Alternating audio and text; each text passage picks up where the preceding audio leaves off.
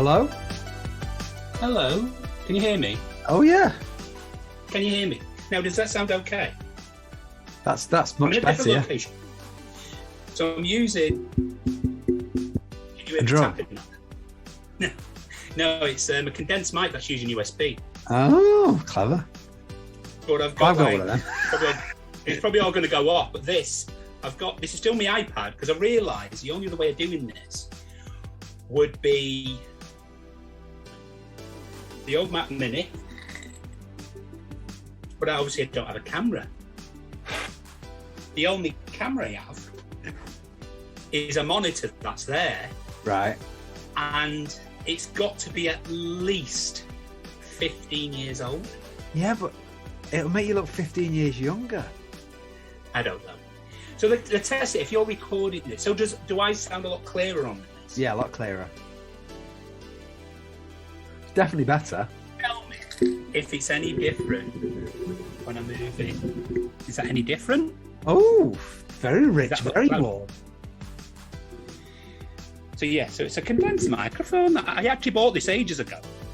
Thinking I'm going to start doing music again, and then everything just went to pot, and I couldn't afford anything. I've even got, but you can see there's a box behind me there.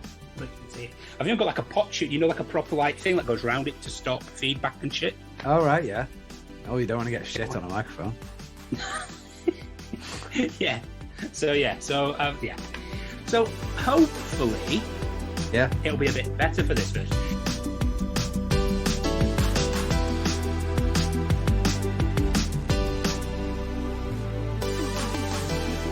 So how long are you up? Are they only an hour each? About 45 minutes or so each. So at that point, we've already got 3 episodes. Yeah. We've already got 3 episodes, and we're going to go in for at least another, probably 2 at least, if not. It'll be the longest guest episode we've had. Cool. No. The current record is 4, but even I mean, I'm recording this now. This could be the 4th. This is a test. Back to a normal Eggnog and Stew show, testing crap, binky and everything. Right, quickly. I'm panicking. Let's play Gwen Stefani. Yeah. Oh my word.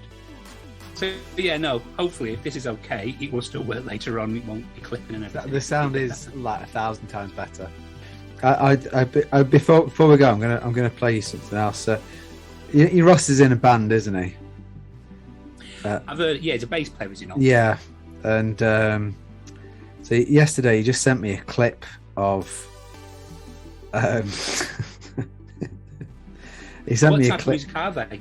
It like samba dance funk type thing. Okay. So it's all quite good. So he sent me a bell clapper. Oh no. That's just right. So this I think is like a demo, or just like an idea.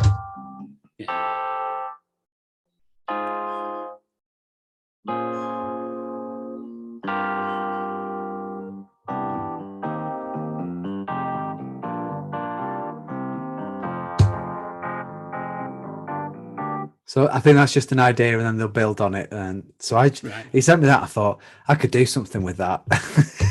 so I did this.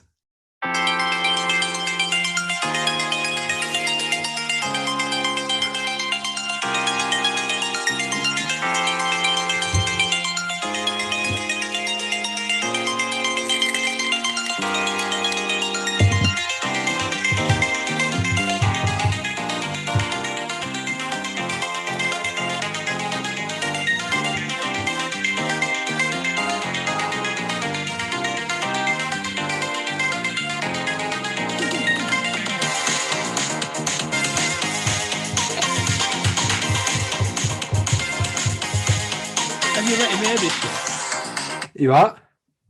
Have you let him hear it yet? Well, yeah, I let him hear it, and do you know that took me most of yesterday afternoon to do. And do you know what his response was? I bet it wasn't good, was it? Pure Sonic bonus level that. Oh. And I was really annoying. I didn't say anything back to him, and I thought he might be right. So, you weren't listening to something. So, can you see that? Yeah. So, I did this instead.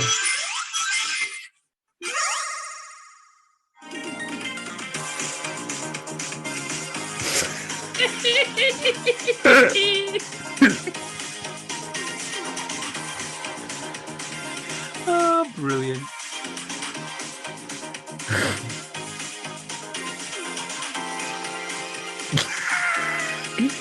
So does, go with it. And I just went, yeah, you're right.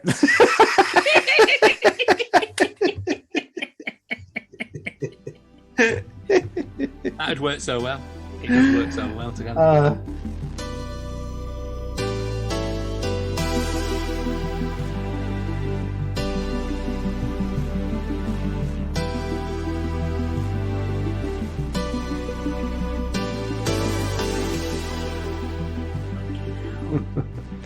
But it used to be, obviously, when I employ people, and you sort of look at the CV, and you go, "Oh right, well, yeah, they were born when I started working," and then it's like born in '99, 2000. You're like, no, I'm just fucking old. Absolutely. I mean, I get a lot of customers. When people say I don't watch old films like Lord of the Rings. Yeah.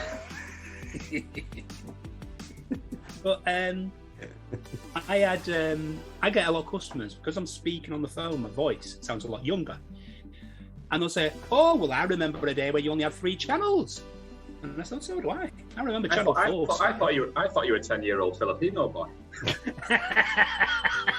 They don't quite say that to me. That's his other job on the internet.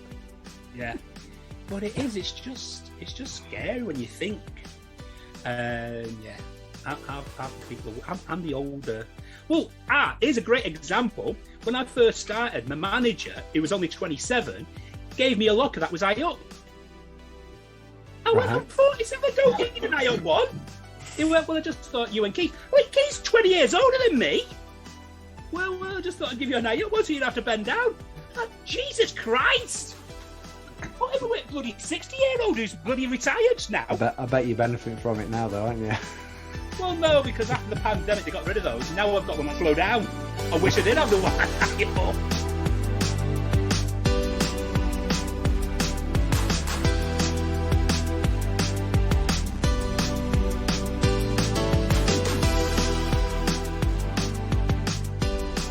Is that can I see a Genesis cassette tape in the background there? Oh, probably.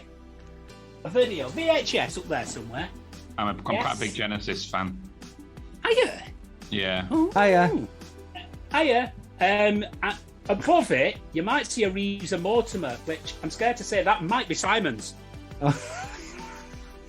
That might be yours, actually, Si. Just above there. And then above that, there's, I don't know who that is, but right above that, then there's Peter Gabriel. Oh, fucking, now you're talking. Now you're talking. Secret World Live, fantastic. Yeah! That's Ross's 8th favourite album ever. Oh, That's that show. Top 10, that. Yeah, amazing. That because I used to play that all the time. I'm sure I used to play that to you, Si. Yeah. Because you got Tony Levin with his stick and he's. That's it. Yeah, he's a big. As a fellow bass player, Tony Levin is a big inspiration, and he did. I don't know if you've listened to the Liquid Tension Experiment. What? LTE? Yeah, oh, there we go. Okay, yeah. And they're. I did mention it last week. I'm a Dream Theater fan. Yeah, Dream Theater for Tony Levin. Absolutely fantastic. But I've actually just finished watching I think we touched on this last week. I'm a bit of a Sky Arts whore. Yeah. And there's Genesis A Docs A Plenty, on there, and I've just watched one of the longer ones over the last week or so. It's really nice to go. It was all around the reunion tour, so it was. What, the 2007 one or this? No, the most recent one. Oh, right. And Phil Collins obviously can barely stand at this point. I think it's quite the sort of a lot of the other sort of band members are saying I think he probably could if he really wanted to. I think he just chooses not to. But I think he's got a swollen big toe. Yeah. Honestly. Well, I must admit, because I saw him in 2007, because I think you were a bit annoyed, weren't you, Simon? Because we should have been going to Tracy and Damien's wedding. Right, okay. And I came to the service, St Barnabas, round corner. Yeah. But I didn't come to the evening do. Or to the reception, because it was the 7th of the 7th, 2007. Oaken Band came in that day. Yeah. And I went and saw the last one they did in 2007, that tour, at Old Trafford, and it was a fantastic show. Yeah, they do a fucking amazing. And is it I forget his name now, but the drum, it's the drummer's son now, isn't it? You mean Phil's son? Is it Phil's son? Yeah, that's it. Yeah. It's just amazing seeing him with performing with musicians that he clearly looks up to, but he's an amazing drummer in his own right. He is superb. Watching him do that, it's fucking hell. The lad's about how old is he? 6. and he's doing this. It's Jesus, to be around those type of guys and be as good as you are. Of course, only Phil Collins' offspring. Yeah. Well, Phil Collins, his other son, with his first wife, he was in a band called Sound of Contact, which were really good. They were a bit of a proggy band, but then he got into trouble with drinking and everything, and that band's what he smoked. Right, okay. But their first album was incredible. Because that were, what's his name? Oh, that's going to put me. You forget, don't you, sort of how... And Bowie was similar, but I watched another documentary the other day on Bowie, and it was on the Ziggy Stardust documentary. Actually. Ziggy playing guitar, and you don't realise something that Genesis and Bowie have in common is how long they were trying to make it, how long it took them to actually break through. And I learned quite a lot about. I didn't realise. I'm a Bowie fan, but I won't claim to be a Bowie historian or anything like that. But I was watching. I thought, bloody hell, I didn't realise the gap between Ground Control to Major Tom and the release of the Spiders from Mars album. And it's it literally, that was a 5-6 year gap where he could not put anything good out. And when he released that, is it Space Oddity? Yeah. Is that the album that when he released that, everyone bought it because they loved that Ground Control tune. And then they listened to the rest of the album, they were like, oh, well, it's fuck all like that song. And then he just slumped again, and he was terrified he was going to be a one-hit wonder, and that was it. And it took all that time to actually create the concept for Ziggy. And then break through. And Genesis were the same, weren't they? I mean, how many albums did they have before they actually? Ridiculous. Yeah. So. Crazy. But I think a lot of those bands, they toured and toured and toured. They didn't stop. Yeah. I think Genesis pretty much played probably every pub and club in Redbury. They just didn't touch Bent's Lane. They vetoed Bent's Lane back in the 70s. It was the potholes on Bent's Lane that fucked his back up. That's why he can't walk now.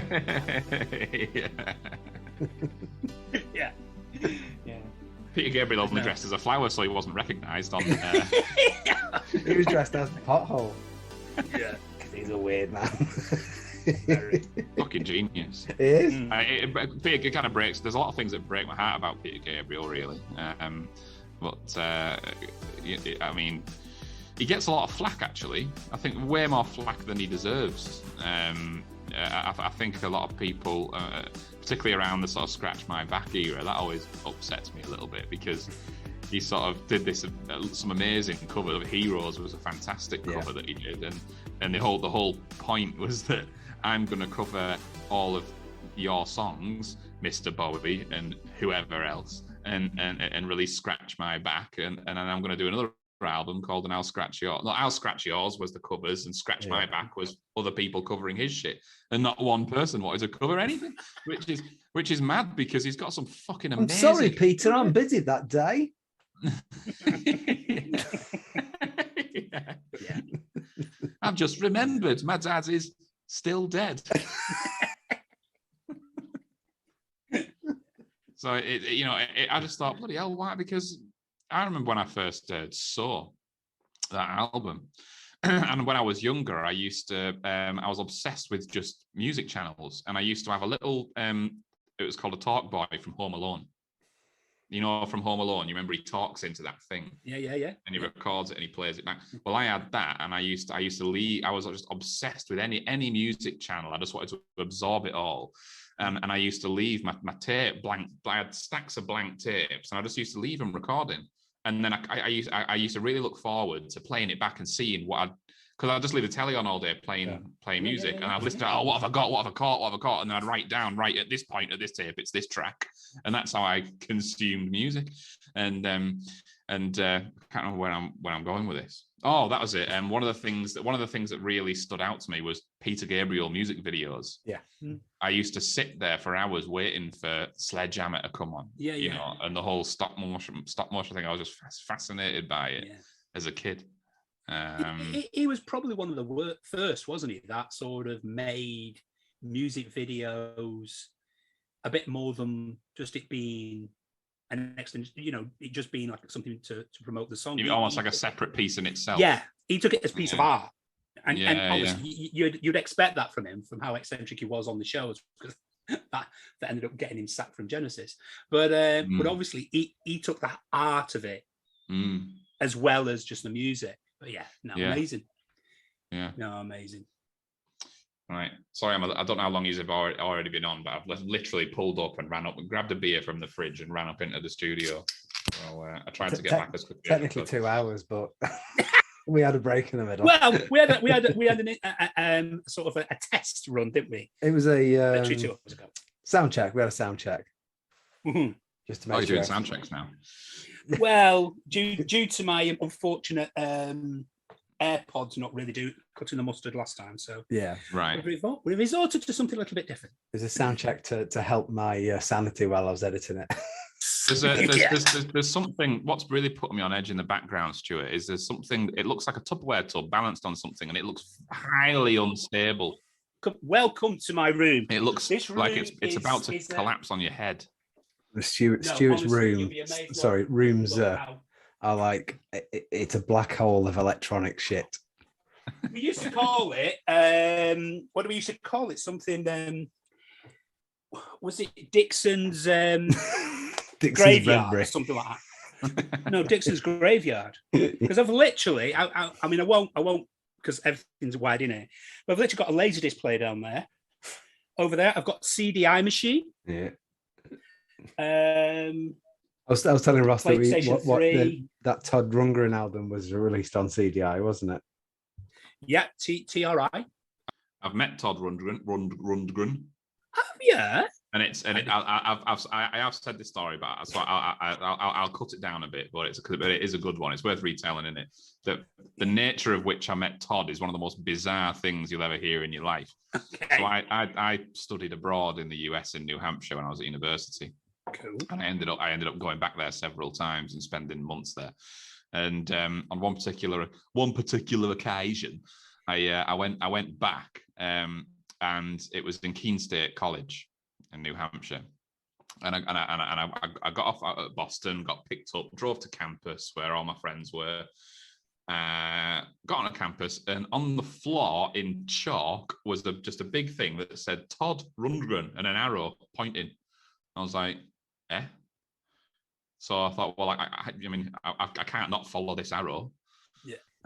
So I followed the arrow, and 100 yards down further into campus was another one, Todd Rundgren with an arrow pointing. I was like, what the fuck is going on here? And it led me to what is called the Redfern Arts Centre, where all the drama students study and where they put on shows and all this. And it was going in there, and I was like, okay, now. And so I got there, and the following night, Todd Rundgren was due to play. I was like, no way. So because I was affiliated with the uni, I got amazing discounts on. I went in to get tickets. It cost me about $5. But I went in and Todd Rundgren was there in the foyer with his band, and I was stood at the main ticket booth, and the woman behind there couldn't give a fuck how surreal this situation was for me. Yeah. I was trying to say to her, I said, I've literally just landed in the country. I've just arrived on campus. I think Todd Rundgren's fantastic. And I've just followed a breadcrumb trail with a Bredbury trail with his name scrawled all over the thing. And I was like, I really wanted to appreciate how surreal this felt for me. And she was just like, right, yeah. So do you want to buy a ticket then? Yeah. And he was stood right behind me listening to me. And I didn't know, and I turned around and there he was. And I was like, look, all right, Todd. Like you do. And I got a t-shirt off him, which I wore to a Jessup's conference because it was my smartest t-shirt. It's quite Cool. That's brilliant. At the time, it was my smartest t-shirt.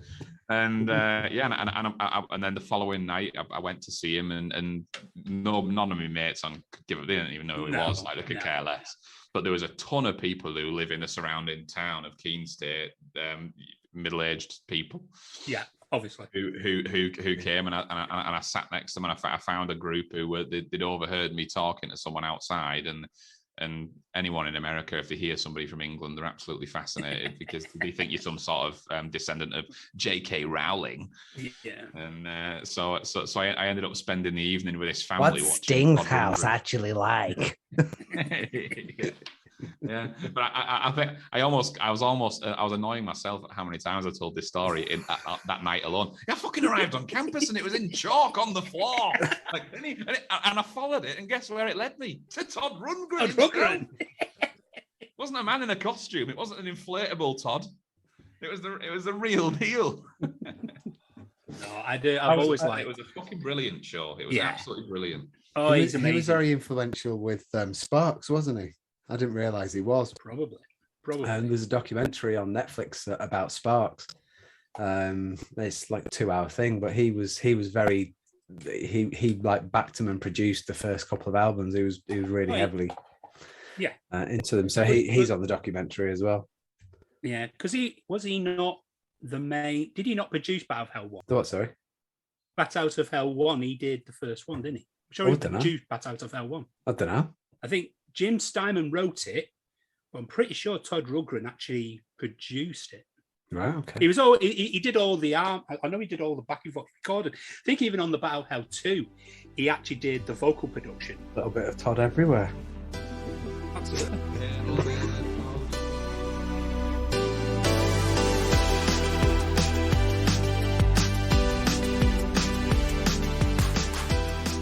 Hello everyone, and welcome back to episode 4 of Stuart's Top 5 Movies. Over there is Ross. Do you want to say hello, Ross? Watch him drown, Stuart. Oh, I love it. I used to do it all the time. He went in with gusto, and about 5 seconds inside, the eyes started going from side to side. The hamster was getting very tired very quickly. So yeah, I'm Stuart. Hello everyone. So welcome back, Stu. I'm going to do a little recap. So we've got... Yeah, because I can't remember where we're up to. No, so movie 5 was Chaplin. Yes. And number 4 was This Is Spinal Tap, and that's where we got to. Oh, yeah. So 3 episodes in. 2 films. 2 films down. We're in for the long haul, guys. We did have a very long game of Would You Like to Take That Deal, Sir? Yeah. Or not take that deal. Sorry, you've got to say the full thing. Yeah, you can't say half of it. Take that deal, sir. All the thing, yeah, you might get in trouble. Would you like to take a deal on that, sir? I just spent that 20 pence on petrol. Yeah. That'll get you as far as you drive. I think it allowed me to turn my bedroom light on for 2 minutes. Yeah. And then I was plunged into darkness again. Yeah. But what a 2 minutes. And all you thought of was me the whole time. Oh, thank you, Simon. Thank you. It's all a myth. It's all a myth. The prices aren't going up. Power down. So is your house gas powered, as in petrol? No, I live in a hot air balloon. That's a nice hot air balloon. That explains the internet connection. if I open those blinds, all you get is a bird's eye view of Redbury. Bents Lane. Bloody hell.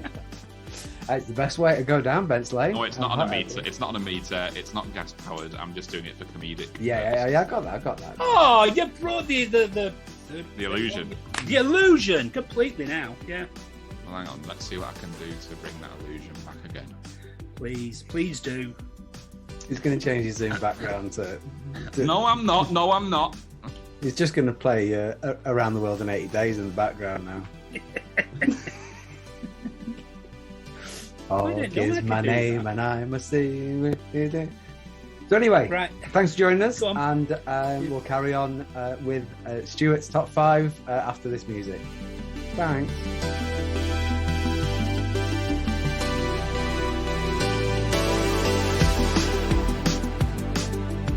Yeah, so... Shut the fuck up.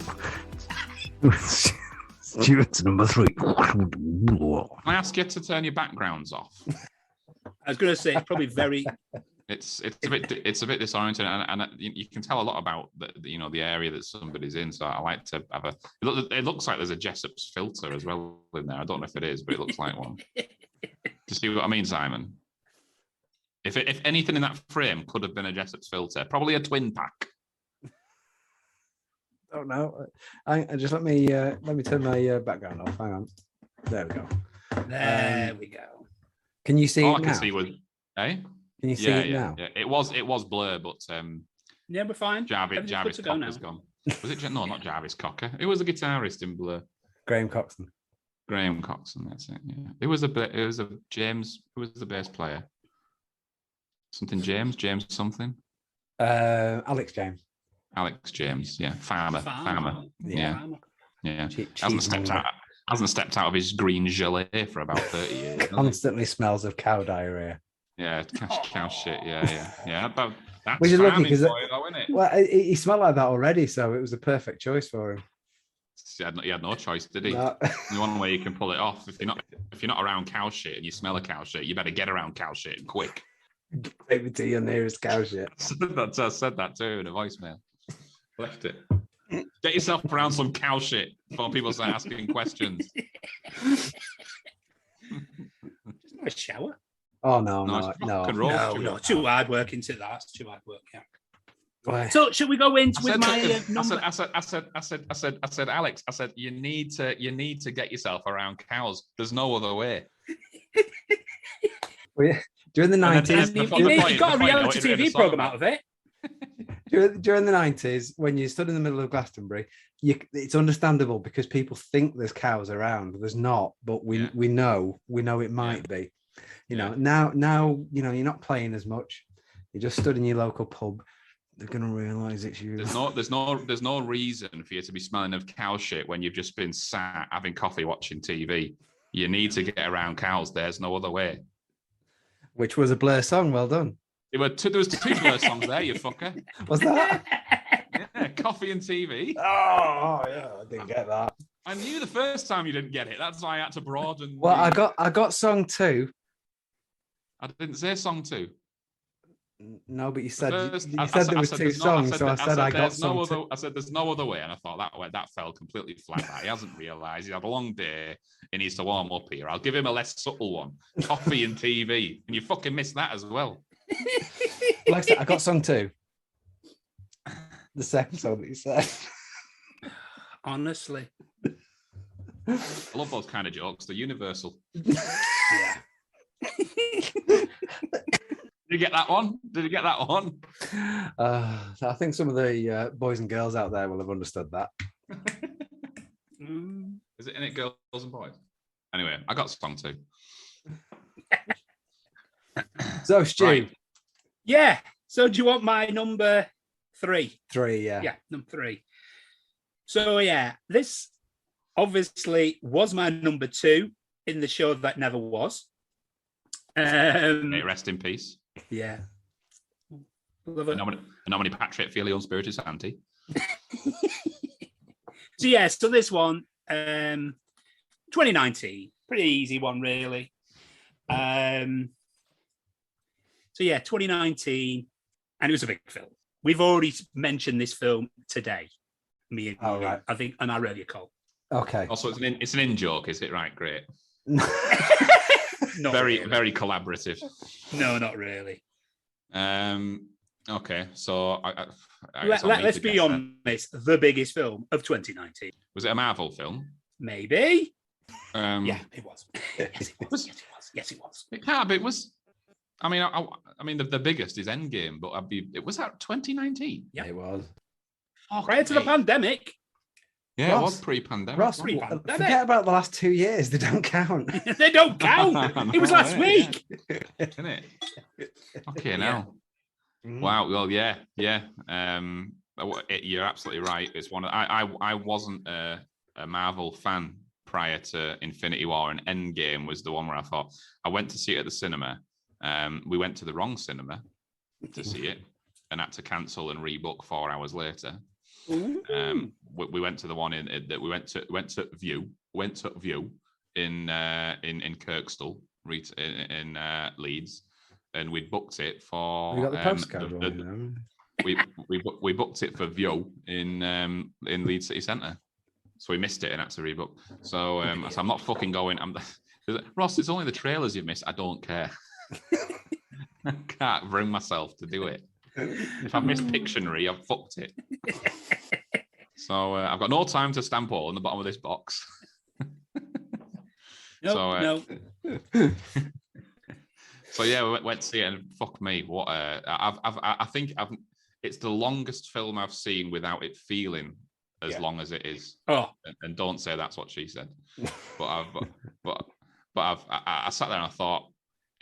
I thought, how long have I been sat here? I thought it could have been 30 minutes, and it was like 90 minutes. Yeah. You know, it was just. It's funny because we were having a conversation before, me and Stan, about when you watch a movie a second time, and you sort of think, "Oh, that bit's got to come. That bit's got to come," and then you sort of think, "Oh, is that bit?" You think you forget where parts and films are, and that's probably one of the films where I've watched it that many times. You think, "Oh, I've missed something here," because when does that happen? And then you think, "Oh, it hasn't happened yet. It didn't happen until after this bit." And because it's one of those, it is without a doubt, it's one of those films. If it's ever on, you never turn it off. Even if it's halfway through, complex, and you need to pay attention. It's just it's just an incredible catchphrases. But no, and I think it's we've talked we've pretty much spent 6 or 7 episodes basically talking about Endgame and talking around it, but. The Infinity War, I can sort of not take or leave because it is still amazing. But as soon as Endgame comes on, you're right. I'm in. I'm in now. I'm watching this. And I think the thing with Endgame, when you watched Infinity War, we had a year. It wasn't a year, one between the two of them. Yeah. We had a year of thinking, what are they going to do? How are they going to do this? Yeah. Spider-Man and you sort of wrote it. Unfortunately, you probably did, but you had it. You had this sort of idea in your head of what they were going to do. Yeah. And then when you watched it, you thought, they've done that and better. It's very hard when you get like a big sort of cliffhanger like that. You have your own ideas, and a lot of films or a lot of TV programs, you can't start watching it, you think, what I had in my head was far better than what they've written. Where with that, oh my God, they just took it and went with it, and just amazing. And in all honesty, it should really have been my top film, but it's now 3. Okay. It's now the 3rd film. There is something, the next one's a little bit different, and then, we'll talk about, we'll get to them in a minute, but Endgame is still, it's just a classic. It's just a classic. My only regret is not being as into, because I felt the impact of it, not even, and I'd only just stepped into Infinity War. For me, was the point where I was like, okay, I've clearly been a bit of a knob here for years about my opinions regarding Marvel films. I'm going to have to all bullshit, superhero bullshit. They're all shit. They're all shit, and I genuinely felt that way. I was like, they're fucking shit. There's not one good one out there. Granted, I hadn't seen many of them, but I'd seen the first Avengers film, and I could not get my head around the idea of all of these superheroes coexisting in the same space and being petty, and it really wound me up for some reason at the time. And I don't know, I was high on marijuana and over opinionated, and my judgment was well off. and I just so when I was actually watching Endgame and I was like, fuck me, this is amazing. I thought, what are the people like who've been invested in Marvel for the last 10 years? I was like, this is all culminated into this experience, which for me is incredible. And I just thought that my only regret is that I'd love to go and see it now. Build up. Yeah. Like if I went and saw it now, being a big fan. I mean, I think I was off on I think it was the Thursday. I was off on the Thursday, but my sister was working. But at the time, she worked part-time. Now, so we'd actually scheduled it for the Sunday, but on the Thursday, she said, "Oh, is there anything available on Thursday? Should we go and see it then?" And I thought, "Oh, we'll have a look and we can cancel Sunday." So we had it. I think we got in pretty much as she left work. She come down and met me, and we went and watched it. At the end of it, we said, "We're not cancelling Sunday, are we?" We went, "Absolutely not. We're coming seeing it in another 3 days." I think we come and saw it in 3D. I think a few weeks later, so we saw it at least 3 times at the cinema. That film. If you'd have said to me at the end of the 3 and a bit hours, "I've got a ticket for the next one," I'd have quite happily sat through it again. Yeah. And I don't remember Star Wars films I wouldn't do that with. I know. And I'll be honest with you, as a in the 90s, when you and our other friend Simon would go on about the Star Wars films, I never thought, even me, I mean, I wasn't a massive Star Wars fan, but even me, I never thought anything would surpass that sort of legacy. Yeah. And what MCU have done is just, it's taken Star Wars and taken it. It's not, Star Wars is like not even on the scale now. When you think of the MCU universe and the films they've produced, I hate to say, but it sort of makes Star Wars a bit, oh dear. So you've just seen a 30-year-old friendship disappear then. So thanks for that. But don't get me wrong, the Star Wars are good, but MCU Simon's dissolving like Peter Parker at the end of Infinity War. I don't feel great. He'll come back in 5 years. Don't worry. Dust there now. But yeah, it's just, I have no words. I have no words. I just think the fact that it built up slowly, and it was slow at points. You know, there were a couple of duffers in there, maybe if you look at it cynically, but it was just building. It was just building up, and then it was like, I think at first it was like 1 a year, wasn't it? One film a year, and then it got to 2 a year, and then it's like 3 a year, and to build up to that. That's a bit of a gamble, it did all hinge on Endgame, didn't it? The whole thing. Absolutely. It could have, if it was shit, it was over. Yeah. I mean, there's a bigger conversation to have about this, but we can't touch on that just yet until we get a bit further on in the list, because there is stuff. Where this is going. Yeah, obviously you're going to have to know where this is going. But there is there's a bigger conversation about all this, which will come soon. Yeah. So I don't know. Should we go to number 2 and then? Well, I was going to add. Go on. This conversation that we had last time with the episode that didn't happen. Yeah. Ross said, and I think we just had Hawk and Summer Solstice. Yeah. And you felt at the time there was some filler going on. Do you remember? I felt like there was some filler. I'm noticing there's some filling going on. Are you sure I wasn't talking about a Tesco's meal deal? What do you mean? Filler where? Filler where? Within, we talked within Marvel, I think we. Yeah, so had we not talked films or series? I think it was a bit of both. Yeah, series, definitely big filler, big tuna bloomer filling. Well, I think because had we not at that point had the thingy, what was it called? Eternals. Eternals. No, neither of us had seen Eternals at that point. Had that not been on? Had that not been at the cinema at that time? I think it had. Have you now seen that? Yeah. I don't mind the Eternals. I think I wasn't a big fan of that wank chives. What's it called? The martial arts one. Oh, Chan-Chi. That's the one.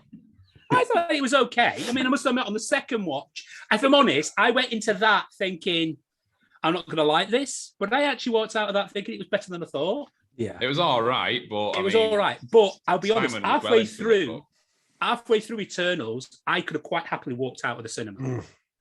And I'm not the type of person who would ever do that. But that film, there were scenes in that film, and I think I actually turned to him and said, what the fuck was the point of that scene?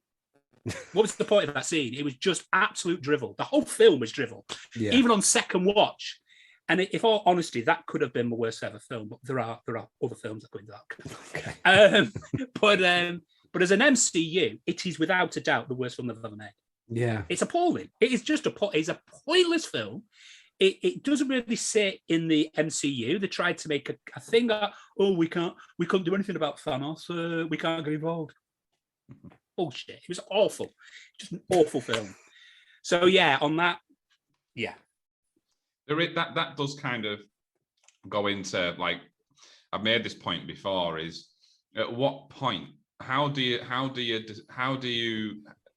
at what point is it Avengers level? And they do it in Hawkeye.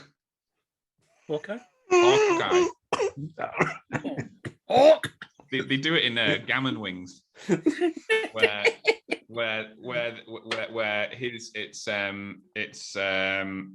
his apprentice Kate Bishop. Her mum is saying to Gammon Wings, she's saying, is this an Avengers level threat? Right? She's like, fucking hell, how big is this? This is an Avengers level threat. And I thought, I'm glad she fucking asked that question, because throughout this entire thing, it's like you see each of the Avengers going through something, but the plot for any of these films the threat has to be big enough to threaten the entire world or a substantial part of it. Yeah. Otherwise, what's the point? You end up with some bullshit like Hawk and Summer Solstice, where it's a little ginger kid and there's absolutely no threat whatsoever. Right? All she's going to do is update her Facebook status and slander you a little bit, and that's it. So, absolutely no point. Leave you a bad review. Yeah. So it's like, well, okay. So, right. So the Avengers is clearly got to be almost galactic scale. Yeah. Yeah. For the Avengers to even get out of bed for it. Fine. Yeah.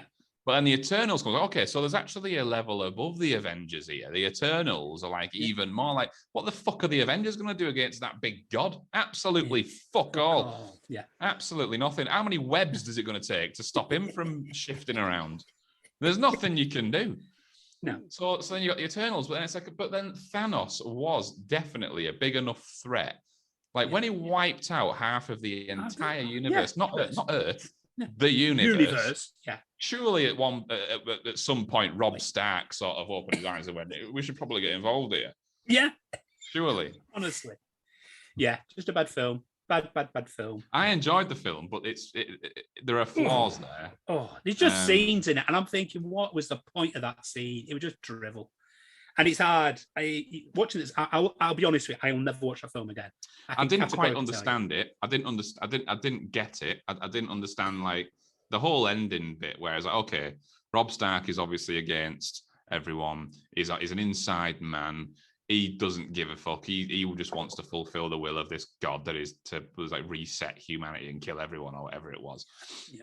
But then they all join together and he's sort of dragged into this big floating jism and they all come together and end up, and I thought, well, hang on a minute, why is he being and then this whole point of the is it were the machines or were they, I can't remember, but they were becoming more and more intelligent, and there was that leader of the total waste of time that was completely I will be honest, I probably turned off. I probably stopped taking things in near the end, but I just thought it was the massive monster that just moved incredibly slowly, and every time it cut back to it was a little bit higher up out the sea. Yeah. Like, what damage is this guy gonna do? When he gets out of the sea, you wait. Yeah. And keep waiting.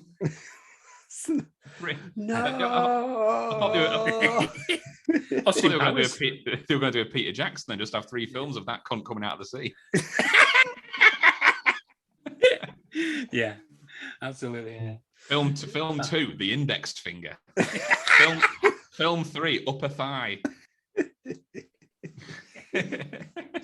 It's just this very slowed down version of Ursula Andress coming out of the sea in James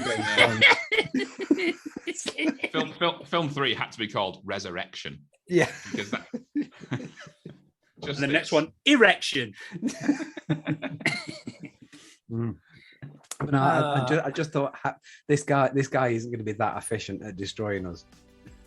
He's too slow. No. Yeah. I mean, he's massive, but he's too slow. Anyway, right. So yeah, number 3, Endgame. Endgame, yeah. Are we all done on that? Yeah.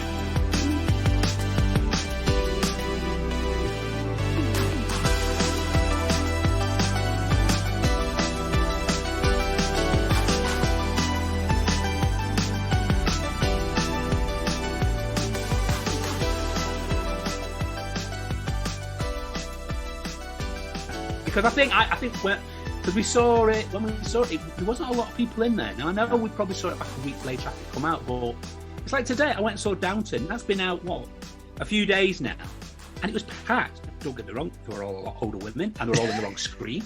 The amount of people that came in halfway through, and this woman at the side of me, she went, "Do you think they're in the wrong?" I said yes. So she went and she went, "What screen should you be?" 9. Top of her voice. Everybody looking round. 9. You're in 10, love. You're in screen 10. Oh. And then we saw her out of the back row. We saw her go to the bottom of the stairs. Staring out the window, staring at the car park. No. Trying to get out of the fire exit. And I'm thinking, no, you don't go that way, love. Then she walks across the screen to the other side where you can't get out. And then we sort of walk back and then walk down the top panel.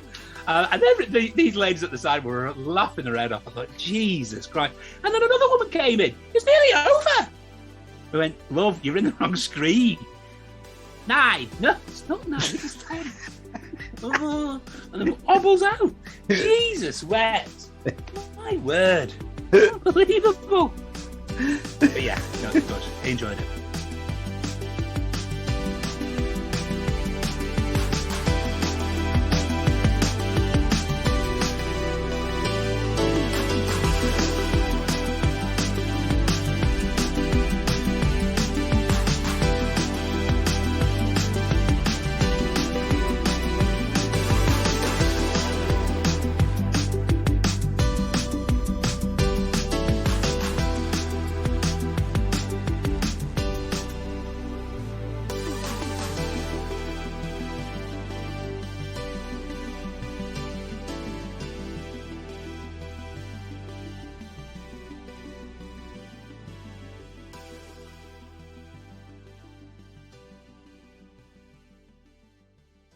Floor in Jism.